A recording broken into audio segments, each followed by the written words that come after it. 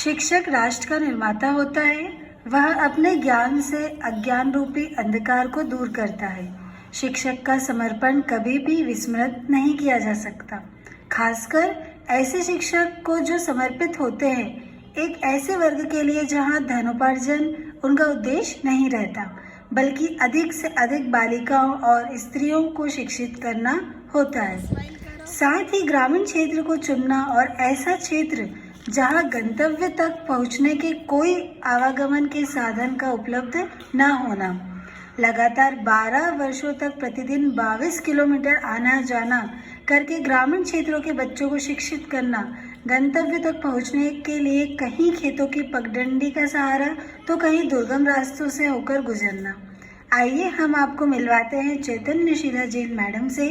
अपने सरल स्वभाव, मृदुभाषी, विनम्रता, परिश्रम के कारण ग्रामीण क्षेत्र में एक विशिष्ट पहचान रखते हैं।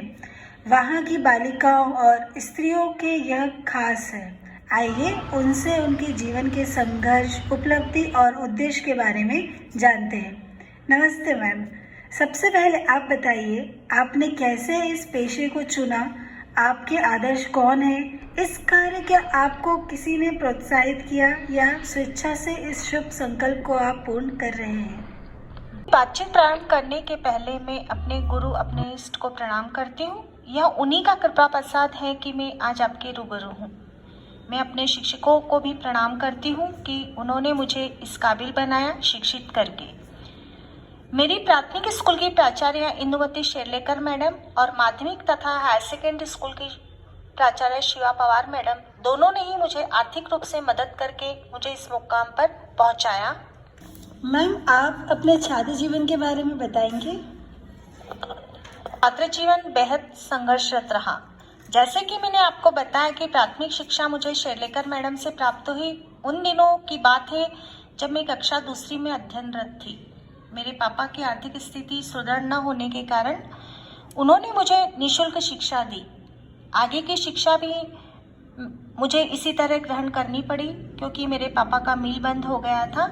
अर्धशुल्क और ट्रस्ट द्वारा पुस्तकों को प्राप्त करके मैंने 11वीं बोर्ड की परीक्षा द्वितीय श्रेणी में उत्तीर्ण की, अर्थात सेकेंड डिवीजन। यह 11वीं बोर्ड की परीक्षा भी मैंने कंडील की रोशनी में पढ़ाई करके पास की। मैम, अब आप शिक्षकों के सहयोग और सहपाठियों की भूमिका के बारे में बताइए।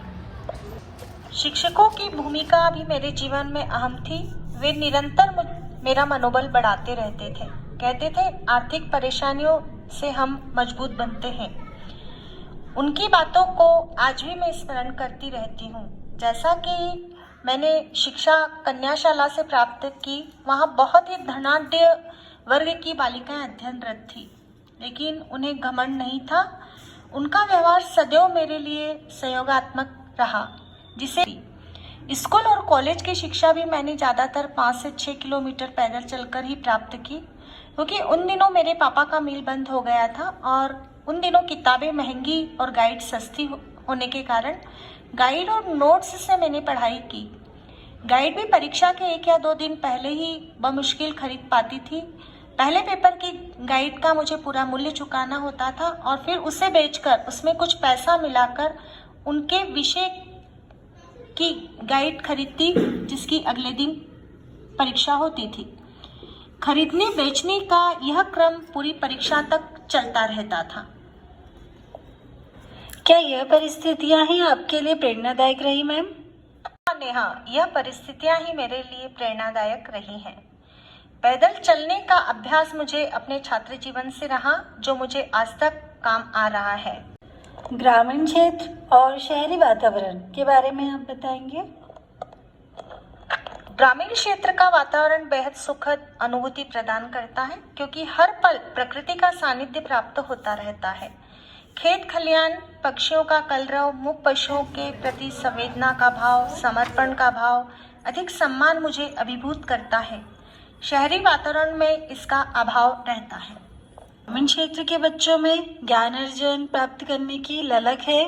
क्या उनकी अभाव की जिंदगी के प्रति कोई शिकायत? जैसा कि मैंने शहरों में भी 2 से 3 साल यहाँ पर मैंने शहरों में भी बच्चों को मैंने शिक्षा दी है, लेकिन मैंने पाया कि ग्रामीण क्षेत्र के बच्चे अधिक कुशाग्र होते हैं, अधिक से अधिक सीखने की चाह रखते हैं। उन्हें किसी चीज़ का अभाव इसकी शिकायत नहीं करते।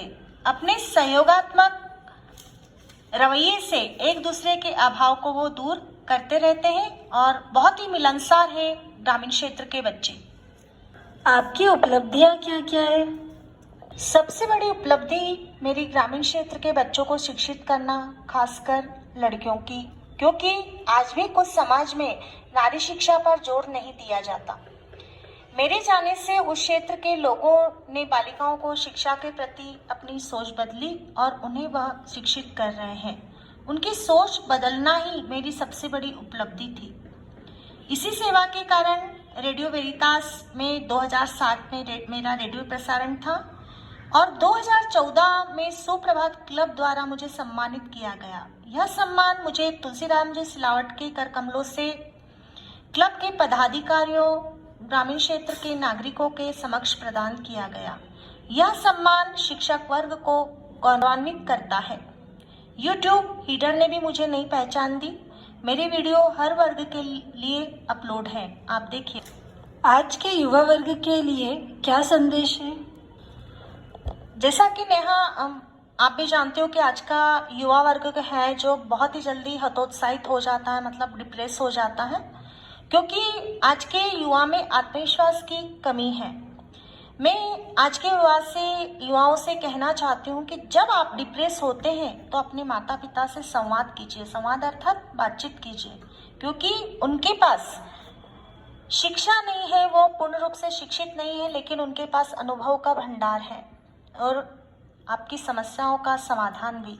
परिस्थिति से लड़ने की क्षमता, सहन शक्ति की कमी है।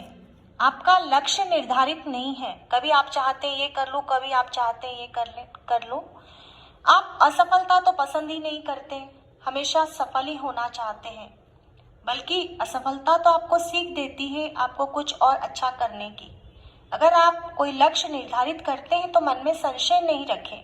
अगर कभी संशय आता भी है तो भागवत गीता का अनुसरण करें, जो सारे संशयों को दूर करती है। शायद अर्जुन ने भावी पीढ़ी को ध्यान में रखते हुए ही अपने सारे संशयों का निराकरण भगवान कृष्ण से करवा लिया। बहुत बहुत धन्यवाद मैम, इतना आपका कीमती समय देने के लिए। मैम, एक लास्ट प्रश्न आपसे ये रहेगा कि आज के युवा वर्ग के लिए क्या संदेश है? जैसा कि आपने भी बताया, उससे हम बहुत ज़्यादा खुश हैं कि आपने बहुत ही अच्छा संदेश दिया है। अब एक और लास्ट मैम, ये मैं आपसे पूछना चाहूँगी कि आगे आपके जीवन का लक्ष्य और क्या है? नेहा, आगे भी मैं इस पद पर अग्रसर रहूंगी। स्त्री शिक्षा मेरा मूल उद्देश्य रहेगा।